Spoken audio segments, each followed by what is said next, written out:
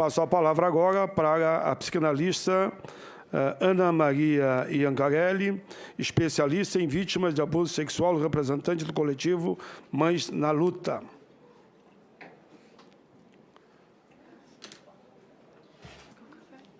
Boa tarde. É interessante eu estar aqui hoje, né? E eu estava falando com a Patrícia, ela me lembrou, a gente começou essa vinda a Brasília há alguns anos atrás, né? E agora, na hora da discussão da revogação da lei, nós estamos aqui novamente. Então, nós percorremos esse caminho todo. Deixa eu... Só ir atrás. Essa afirmação, vou ser super rápida, tá? Vou passar rápido. Essa afirmação, 80% das decisões das varas de família desacreditaram as denúncias. Essa afirmação foi feita por uma pessoa, né, por uma psicóloga, no Rio de Janeiro, que levantou os laudos que ela havia feito dentro do fórum, o único fórum do centro. Nós temos no Rio de Janeiro 3 fóruns, ou 4, não, 4 agora. E ela pegou as varas do centro e levantou exatamente sobre as decisões que ela tinha feito, né? Então, não houve nenhuma pesquisa, não houve grupo de controle, porque quando a gente faz uma afirmação, a gente tem que ter o grupo que está sendo experimentado e o grupo de controle. Não houve nenhuma cientificidade. Aliás, essa área, ela carece muito de ciência, né? Porque a alienação parental não é um conceito científico, é só um termo, e não é uma teoria, é só uma tese de uma pessoa, né? Bom, a violência sexual contra as crianças, né? E a gente tem esse binômio, porque o que acontece? O sofisma é o seguinte: a mãe vai, né? Não muito raro, evidentemente muito frequente, que depois da separação essa criança se sinta menos ameaçada, se sinta mais segura e relate para a mãe o que já estava acontecendo, né? Então, ela relata o abuso sexual, a mãe tem obrigação, pelo artigo 18 do ECA, a notificar, né? Ela vai ao Conselho Tutelar, ela tem que fazer o BO, ela é obrigada a fazer o BO, ela não faz por escolha, ela é obrigada, né? Não só a mãe, qualquer pessoa que saiba é obrigada a fazer, né, que tenha conhecimento ou suspeita. Então, uma vez que ela faz o BO e que abre, o Ministério Público abre o processo criminal, a instrução do Gardner, o Gardner, que é o inventor, né, do conceito, do termo, o Gardner instrui que aquele pai deve correr à vara de família e denunciar a mãe como alienadora. E isso acontece.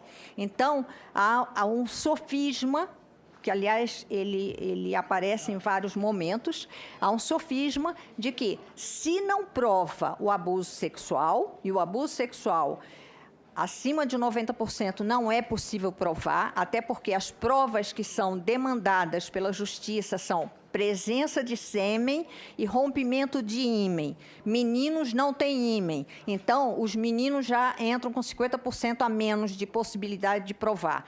E presença de sêmen também não acontece, porque apesar do nome ser estupro de vulnerável, na verdade qualquer ato libidinoso é considerado estupro de vulnerável. Não precisa haver uma penetração peniana. Aliás, é muito raro. A gente tinha, na época da Abrápia, eu estou nisso há muito tempo, sou bem antiga, e na época da Abrápia, a gente tinha uma estatística que apontava 5% apenas de penetração peniana nos casos de abuso sexual, 5%. Então, o que mais acontece, quando acontece penetração, é digital, não é peniana. O abusador, ele não deixa marca, ele não deixa vestígio. Então, ele não deixa nenhuma possibilidade de se provar o abuso.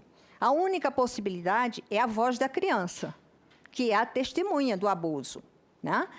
E, apesar disso, o que está acontecendo? A criança é desacreditada, a criança é chamada de mentirosa, a criança, hoje, na justiça, ela, né, quando ela relata com muita precisão um ato libidinoso, ela é tida como ela está com implantação de falsas memórias.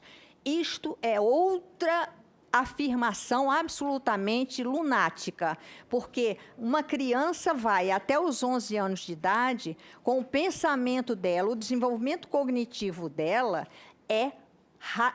o raciocínio é concreto. Então, a criança só consegue memorizar o que ela experimenta, passa pela percepção dela, ou seja, ela tem que ver, tem que pegar, tem que sentir o cheiro, tem que sentir o gosto, tem que ouvir. Ela tem os 5 sentidos para dar a ela um determinado dado. Isso é consagrado.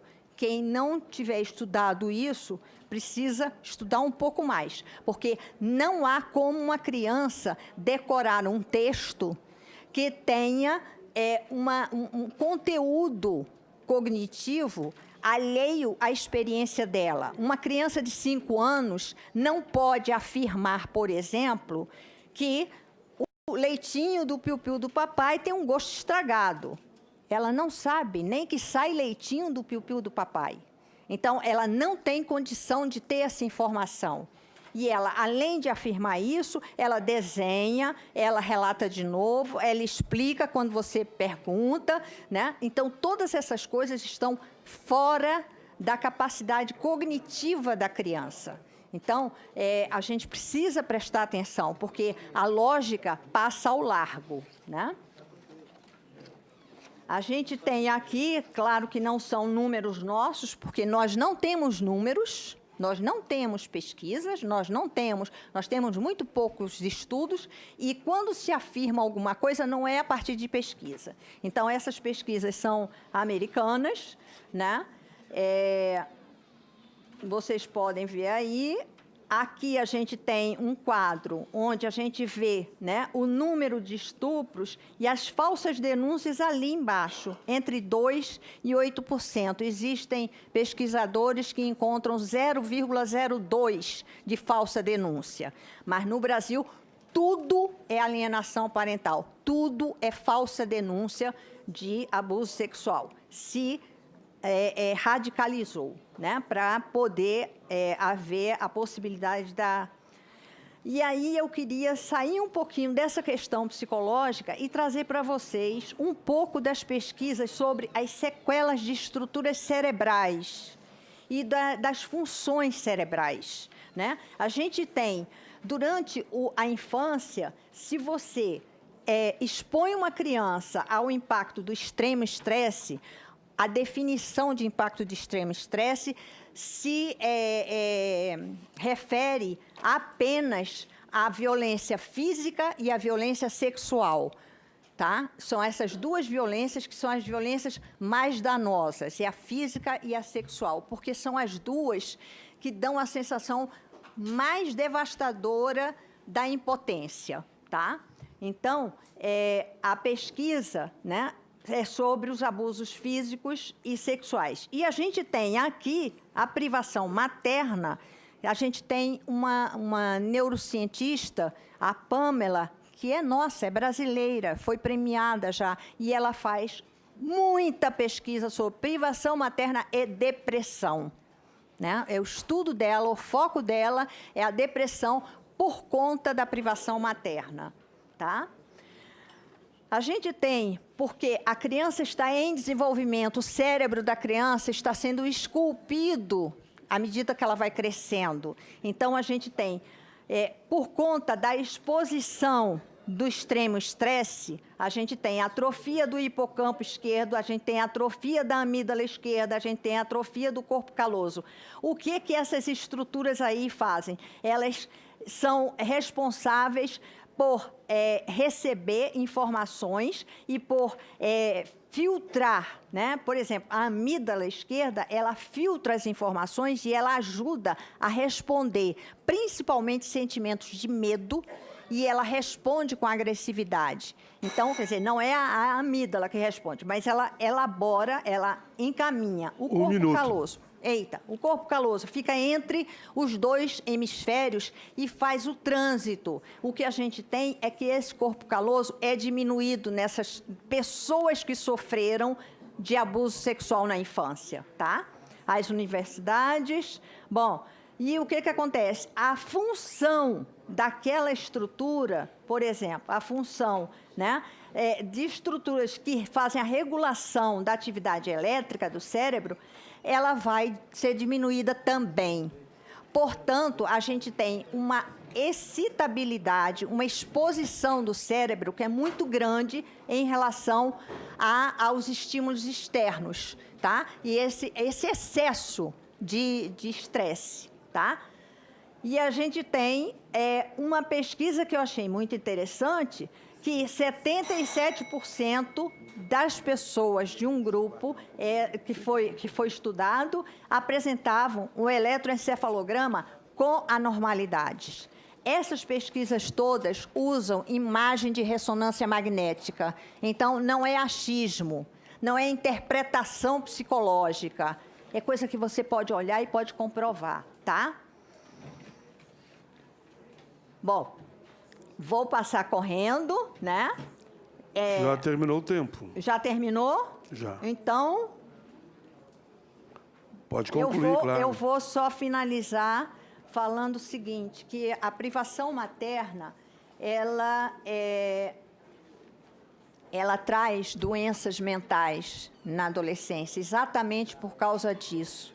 E o que a gente tem é o rito, a queixa do abuso sexual, a acusação de alienação parental, não há como se defender da alienação parental, porque é um circuito fechado, e o afastamento da mãe. A privação materna é danosa. Nós estamos criando uma geração de pessoas que vão ser inválidas socialmente. Quando se fala, né, de a lei, né, revogar a lei ou não revogar a lei, eu queria lembrar que a gente teve o comércio de escravos era legal, o apartheid era legal, o holocausto era legal. Todos esses comportamentos humanos de perversidade, eles se amparam numa lei que vem anterior e que faz o leito. Então, tem uma lei aí que está proporcionando esse respaldo, né? A lei de alienação parental, eu acho que fica dentro desse apartheid, né? A lei da colonização, também da exploração pelas colônias, também havia uma lei, né? E a gente precisa entender que, historicamente, a gente faz isso, né? O ser humano cria a lei e depois aí ele fica chancelado para ter aquele comportamento, né?